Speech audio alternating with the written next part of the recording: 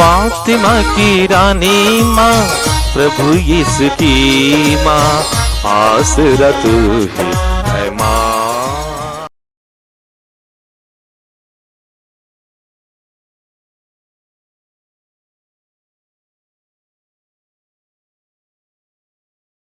पहला पाठ निर्गमन ग्रंथ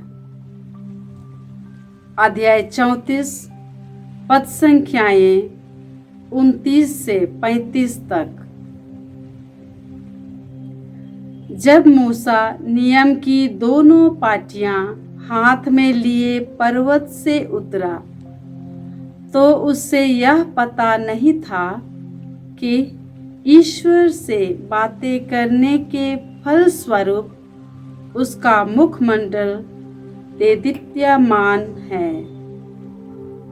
हारून और दूसरे इस्राएली मूसा का देदीप्यमान मुखमंडल देखकर उसके निकट जाने में डरने लगे। मूसा ने उन्हें बुलाया। इस पर हारून और समुदाय के नेता उसके पास आए और मूसा ने उन्हें संबोधित किया। इसके बाद सभी इस्राएली उसके पास आए और मूसा ने उन्हें वे सब आदेश सुनाए जिन्हें प्रभु ने सिनाई पर्वत पर उससे दिया था। लोगों को संबोधित करने के बाद मूसा ने अपना मुख पर्दे से ढक लिया। जब जब मूसा प्रभु से बातें करने तंबू में प्रवेश करता था तो वह बाहर निकलने तक वह पर्दा हटा दिया करता था।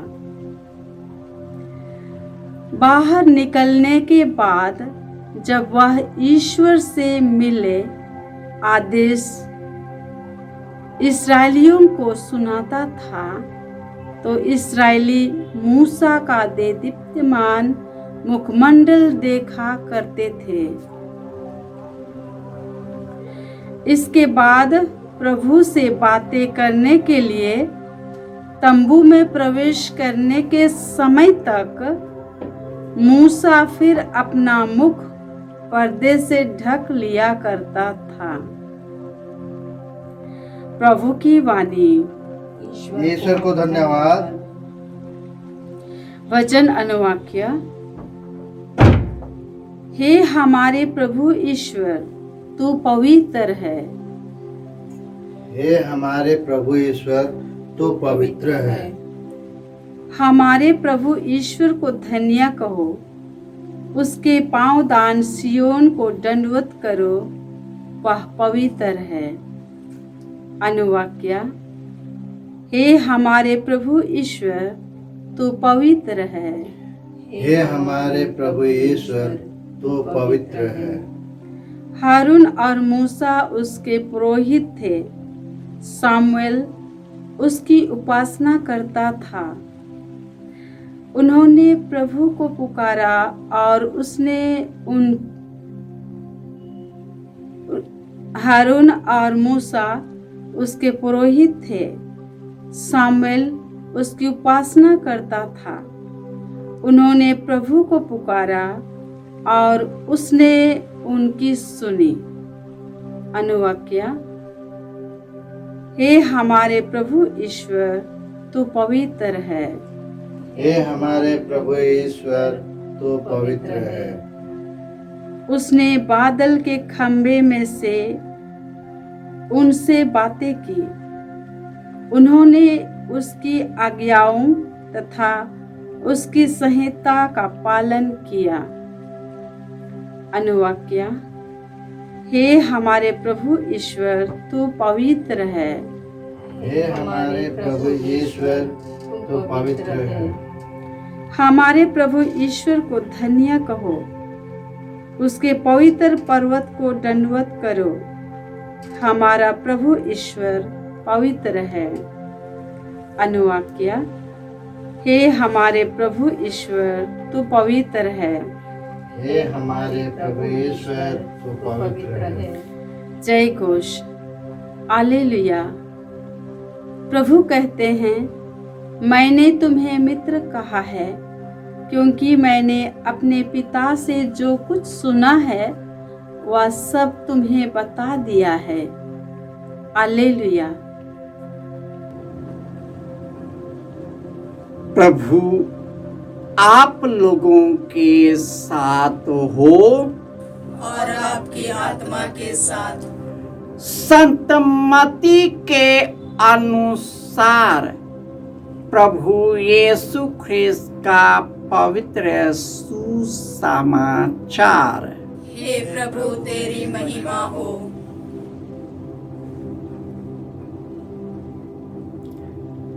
अध्याय 13 पद संख्याएं 44 से 45।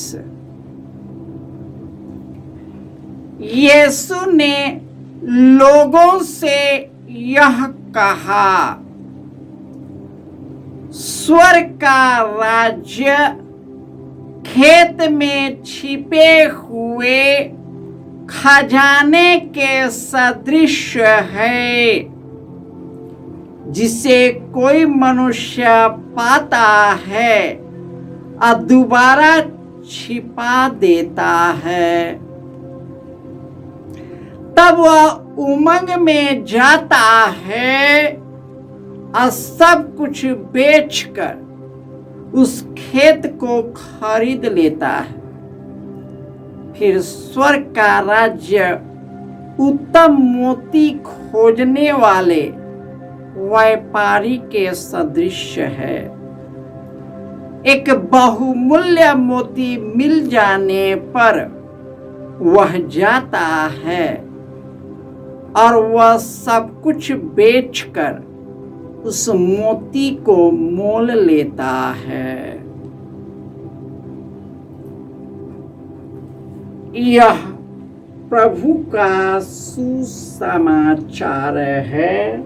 हे क्रिस्त तेरी स्तुति हो।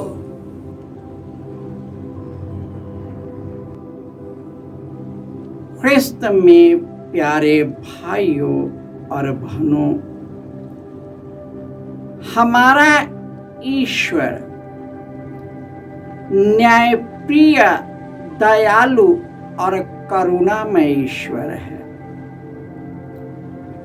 वह समस्त पृथ्वी से सर्वोत्तम और ऊंचा है।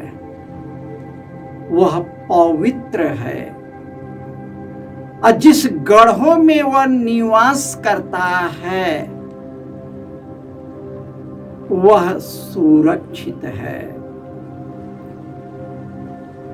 मूसा ईश्वर की मंजूषा में ईश्वर की उपस्थिति और सानिध्य में जीता था। ईश्वर की आशीष उन पर बनी रहती थी। ईश्वर उन्हें मार्ग देता था, उनसे बातें करता था, और जब वह मंजूषा से निकलता था उसके चेहरे पर एक चमक रहती थी। ईश्वर की उपस्थिति हमारे चेहरे के भाव को प्रकाशित कर देता है, हमारे शरीर के अवयवों को ऊंचा करता है, स्वस्थ करता है, पापों से मुक्त करता है और अपने प्रेम के सानिध्य में हमें बनाए रखता है। स्वर्ग का राज्य खेत में छिपे हुए खजाने के सदृश है। जब कोई व्यक्ति उसे पाता है वह खुशी और उमंग से उछल पड़ता है। स्वर्ग का राज्य उस उत्तम मोती खोजने व्यापारी के सदृश है जो उसे पाता है और उसे आनंदित होकर सब कुछ बेचकर मोती को मोल ले लेता है। और वही मोती है हमारा यीशु मसीह। वही हमारा स्वर्ग का राज्य को प्रकट करने वाला यीशु मसीह। यीशु मसीह ने कहा है, मैं ही मार्ग, सत्य और जीवन हूँ। मुझसे होकर गए बिना कोई पिता के पास नहीं जा सकता।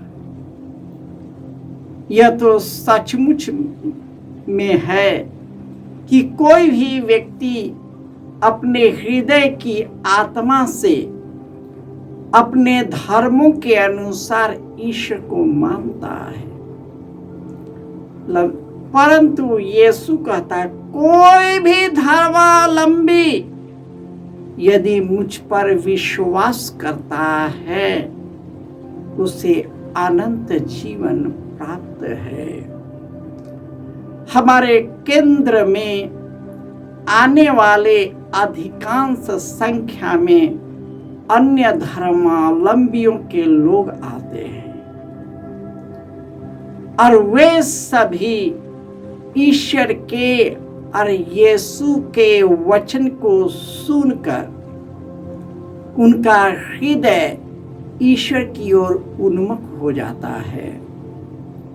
वे ईश्वर के गहरे प्रेम से भर जाते हैं। उनका जीवन नयापन हो जाता है। अपने जीवन में चंगाई का अनुभव करते हैं और वे यीशु के भक्त बन जाते हैं।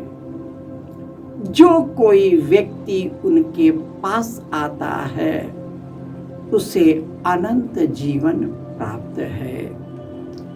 आइए हमारा विश्वास यीशु में सुदृढ़ रहे ताकि उसी पर विश्वास करते हुए अनंत जीवन प्राप्त कर सके। जय यीशु।